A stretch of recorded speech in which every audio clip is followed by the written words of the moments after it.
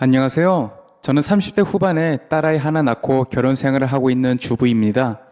딸아이를 낳기 전 임신 6개월쯤 됐을 때 남편이 바람을 피는 걸 눈치채게 됐어요. 늘 저녁 시간이 되면 퇴근하던 남편이 밤늦게가 돼서야 들어오고 지방 출장이 굉장히 많아졌습니다. 요즘 왜 이렇게 집에 잘 안 들어와? 혹시 바람 피는 건 아니지? 라고 물어보니 저를 의부종 환자로 몰고 가네요. 저는 어쩔 수 없이 별말을 못했지만 다들 같이 살다 보면 느낌이 오잖아요. 이 사람이 갑자기 변한 느낌이라든지 뭔가 숨긴다는 느낌이 있다든지요. 저를 의부증 환자로 몰고 가는 남편이 더 의심스러웠고 홀몸이 아니기도 해서 흥신소에 의뢰를 해봤습니다. 남편의 정보를 넘겨주고 바람인 것 같은데 확실히 좀 알아달라고 했죠. 흥신소에서 받은 사진은 할 말을 잃게 만들었습니다. 웬 젊은 여자랑 모텔에 갔다 오고 데이트를 즐겼더라고요. 나는 자기 애 임신해서 고생하고 있는데 바람을 피고 있는 게 너무 화가 났습니다.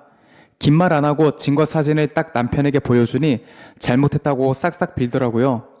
그 일이 있은 후 지극정성으로 잘해주길래 한 번의 실수였겠지, 내가 임신하고 성욕을 못 풀어 한 번 그런 거겠지 하고 넘어갔습니다.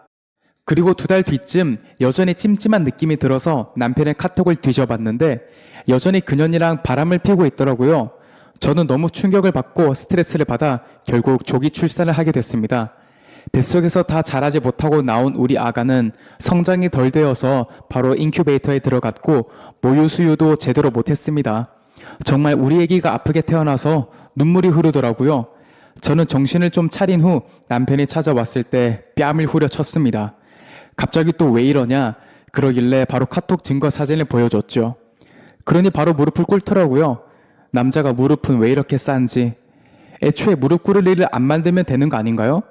그날 시댁 식구들도 병문안에 왔을 때여서 그냥 다 말했습니다. 저 혼자 이 상황을 끌어안고 가기엔 너무 힘들더라고요. 증거 사진을 보여주니 시아버지도 자식 새끼 잘못 키웠다 하면서 무릎을 꿇고 한 번만 용서해 달라고 비시더라고요. 저는 시아버지까지 이렇게 애원하시는 모습에 마음이 약해졌습니다. 결국 앞으로 절대 바람을 피우지 않겠다는 각서와 일주일에 한 번 핸드폰 카톡 내용, 통화 내역서까지 다 보여주겠다는 약속을 얻고 넘어가 줬습니다.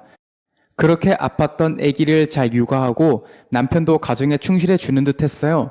산후조리를 마치고 퇴원을 한 후 집에서 잘 회복하고 있었어요. 남편의 핸드폰이랑 제 핸드폰이 식탁에 있었는데 휴대폰 진동이 들리는 거예요. 남편 핸드폰이랑 제 핸드폰을 확인해 보니 저희 거는 아니었어요. 진동이 들리는 소리를 찾아보니 남편의 정장 안주머니더라고요.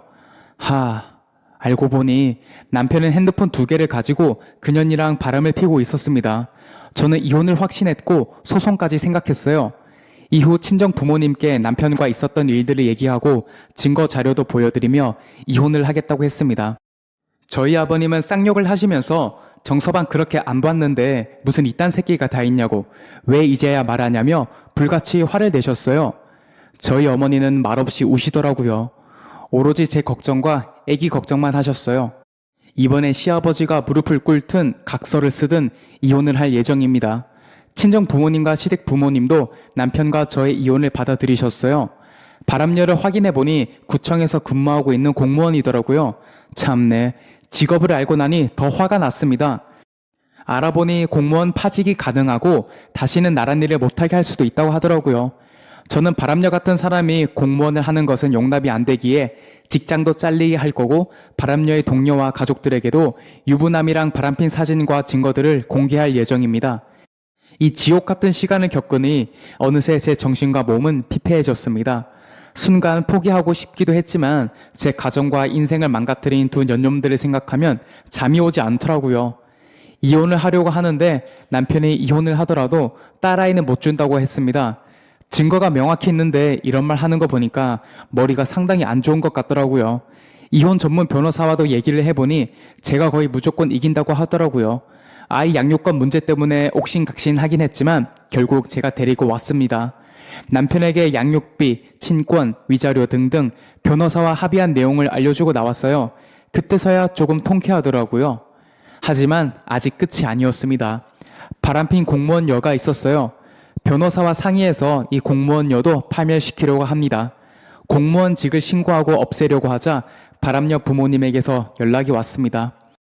딸아이에게 얘기 다 들었고 부모라도 할 말이 없다고 세상 불쌍한 목소리로 저에게 연신 사과를 하더라고요. 참 잘못은 자식들이 했는데 부모가 무슨 죄인지 괜히 죄송했습니다. 바람녀 부모님께서 우리 딸 어렵게 공무원 됐다고 한 번만 용서해 달라고 하셨어요. 그리고 저한테 봉투 하나를 건네주셨습니다. 봉투 안에는 4천만 원이란 금액이 들어있었어요. 저는 정중하게 거절했습니다. 처음 보는 어르신들과 이렇게 만나게 돼서 불편하고 죄송하지만 저는 그쪽의 딸아이 때문에 가정이 파탄나고 인생이 망가졌다. 4천만 원보다 더한 금액으로도 이 치욕과 상처를 씻을 수는 없을 것 같다고 말씀드리고 자리를 나왔어요. 바람녀는 전략을 바꿨는지 저한테 맞고서를 한다고 하더라고요. 어이가 없었습니다. 뭘로 맞고서를 할 거냐 했더니 솔직히 바람 피는 거 다 와이프 탓이라고 부부관계를 멀리하니 나랑 만나게 된 거다며 나는 명예훼손죄로 당신을 고소할 거다라고 합니다. 저는 그래 봐라고 했어요. 유부남인 거 알고 만났고 나 몰래 바람핀 증거 사진, 증거 카톡도 다 있는데 이 바람녀도 머리가 안 좋은 것 같아요. 참 끼리끼리 만난다 싶었습니다. 저는 증거 사진을 들고 바람녀 직장에 가서 다 까발리려고 했어요. 그런데 변호사가 그건 저한테 불리하게 작용할 수도 있다고 해서 그건 참았습니다. 그 이후 바람녀가 저한테 찾아왔어요. 자기가 다 잘못했으니 한 번만 용서해 달라고 하네요. 자기 공무원 정말 어렵게 됐고 이런 사건으로 파직되면 다시는 공무원도 못한다 하면서 싹싹 빕니다. 저는 독하게 마음 먹고 이 바람녀까지 고소를 하기로 작정했기 때문에 안 된다고 돌아가라고 했습니다. 결국 얼마 후 바람녀도 법원 출두 명령이 내려졌습니다. 그리고 시아버지가 저한테 따로 연락이 오셔서 한 번만 만나자고 하더라고요. 자기 자식이 지은 죄가 얼마나 큰지 알기에 먼저 사과를 하시고 그래 양육권이나 재산 분할권 다 네가 원하는 대로 해라. 대신 남편이랑 합의 이혼하고 재결합에 대해서 한 번만 생각해 달라고 하시네요. 저는 남편 얼굴만 봐도 속이 끓습니다. 그런 사람이랑 재결합이라뇨? 지옥 같은 생활을 이제 끝내게 생겼는데 합의 이혼하고 재결합이라니 꿈도 꾸기 싫습니다. 결국 남편과 시댁에게 제 입장을 명확히 전달하고 양육비와 친권 각서를 받아왔습니다. 다음 주가 되어서 남편과 서류 정리를 했어요. 법원에 가서 판사에게 공식적으로 우리 둘은 남남이 됐다는 걸 확인했죠. 법원을 나오고 나선 남편은 하늘을 한번 보더니 저를 안아주면서 미안했다, 행복해라 하더라고요. 저는 불행해라 라고 말하고 뒤돌아서 왔어요. 이제 남편과의 모든 정리는 끝났고 바람녀의 재판만이 남았습니다. 저를 맞고서 화려했던 게 괘씸해서 명예훼손죄까지 추가했어요. 법원에 증거 자료를 제출하고 소송이 판결되면 바람녀는 2번 다신 공무원 시험조차 나란히는 하지도 못한다고 하더라고요. 그러니 바람녀가 찾아와서는 울며 불며 한 번만 살려달라고 애원을 했습니다.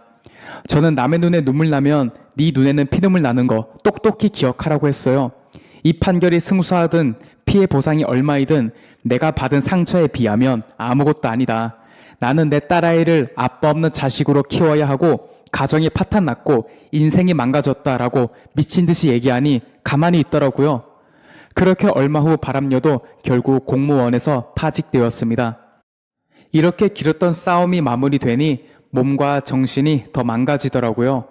제 마음에 우울증과 대인기피증이 생기기 시작했고 시도 때도 없이 눈물이 납니다.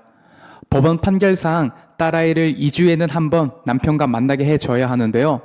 딸아이가 가끔 아빠를 만날 때마다 엄청 기뻐합니다. 아빠가 어떤 짓을 했는지 몰라서 그러겠죠. 커서 아빠 얘기를 들으면 너무 상처가 될까 걱정이 되기도 합니다. 무엇보다 딸아이에게 너무 미안해요. 재판이 끝나고 받은 금액이 넉넉해서 무엇이든 할 수 있긴 한데요. 장사를 해도 되고 사업을 해도 되고 아니면 그냥 통장에 넣어뒀다가 딸애가 크면 줄까도 합니다. 전 남편의 시부모님도 가끔 손주를 보면 항상 기뻐하시다가도 말없이 우십니다. 그리고는 저한테 할 말이 없다며 미안하다고 자식 잘못 키운 자기 탓이라며 계속해서 사과를 하시네요. 저도 그런 모습을 볼 때면 마음이 너무 힘이 듭니다. 딸아이를 혼자 키우는 게 자신 없지만 딸아이만큼은 행복하게 잘 키우고 싶어요. 제 긴 글 읽어주셔서 감사합니다. 앞으로 저와 딸아이가 어떻게 살아가야 할지 조언 좀 해주시면 감사하겠습니다.